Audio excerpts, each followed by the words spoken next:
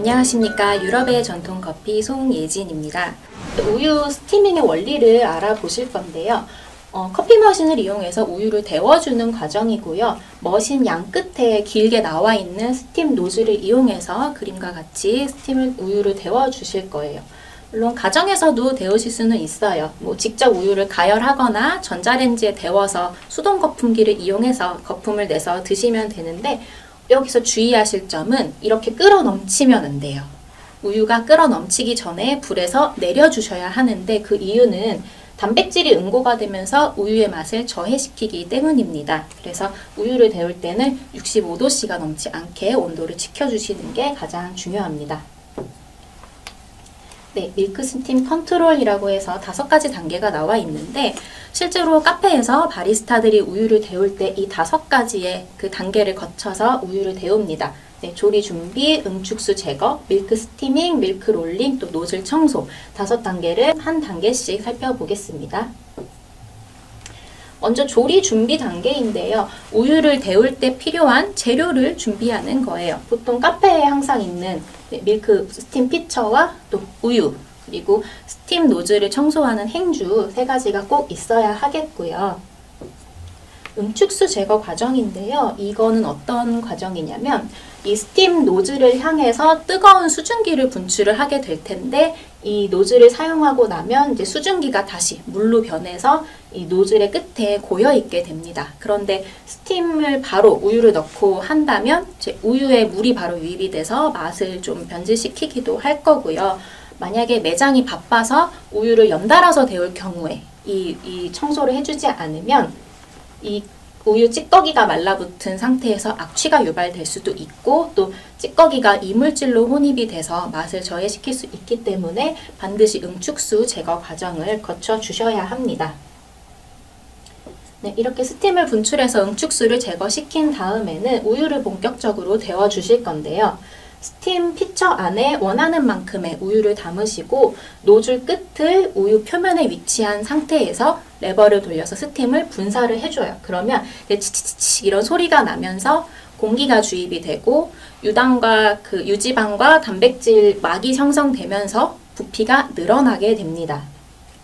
여기서 주의하실 점은, 이제 아까 우유를 65도씨까지 데운다고 말씀을 드렸는데, 이 공기 주입 과정은 40도가 되기 전에 원하는 거품의 양을 다 확보를 해 놓으셔야 돼요.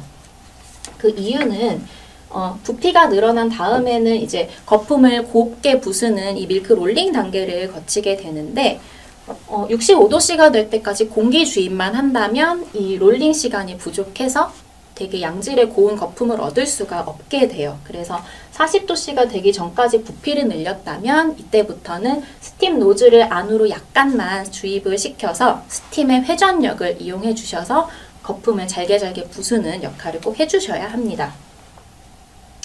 네, 이 설명을 제가 그래프로 가지고 와봤어요. 그래서 온도에 따른 우유의 양과 스팀의 그 변화인데요. 우선 냉장고에서 꺼낸 우유의 경우에는 차가운 상태로 유지가 되고 있죠.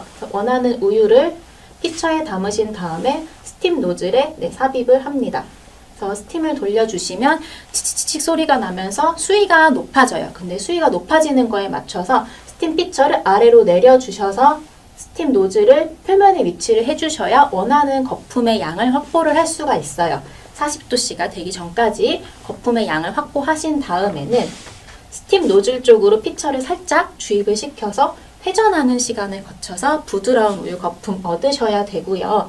네, 온도가 너무 높아지면 단백질이 응고가 돼서 우유에서 비린내가 나거나 맛을 떨어뜨릴 수가 있기 때문에, 네, 너무 뜨거워지기 전에 레버를 확실히 잠그고, 잠근 게 확인됐을 때 피처를 아래로 빼주시면 스팀이 완성이 됩니다.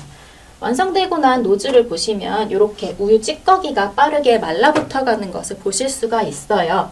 이게 계속 유지가 되면 이제 우유에서도 악취가 나고 머신에도 문제가 될 수가 있기 때문에 재빠르게 행주를 이용해서 닦아주셔야 되고, 압력을 사용하기 때문에 그 스팀 이 노즐 안으로 우유가 빨려 들어가는 경우도 발생합니다. 그래서 응축수 제거하는 것처럼 스팀을 분출시켜서 우유를 빼줘서 건강하게 커피 머신을 이용하시면 되겠습니다.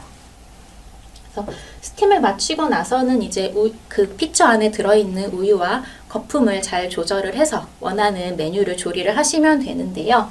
네, 그림에서 보이시는 메뉴는 카푸치노 커피를 조리하는 모습입니다. 굉장히 먹음직스러운 커피가 완성이 되었죠. 네, 이렇게 커피와 우유가 만나게 되면서 블랙커피만 있었던 커피 타임에 새로운 변화가 생겨나기 시작합니다. 메뉴가 굉장히 다양하게 변하는 건데요. 커피로 부족해지는 칼슘을 보충해 준다라는 건강학적인 이점도 분명히 있어요. 하지만 무엇보다도 커피가 우유와 섞이게 되면 맛있죠. 네, 미각적인 효과가 뛰어나기 때문에 이렇게 메뉴가 많이 발전을 할 수도 있겠고요. 또 커피에다가 우유를 섞다 보니까 색깔도 예쁘게 변하고요. 또 잔의 변화를 주면서 시각적인 효과까지 얻을 수가 있게 됩니다. 그래서 더욱더 다양하게 커피를 즐길 수가 있게 되지요.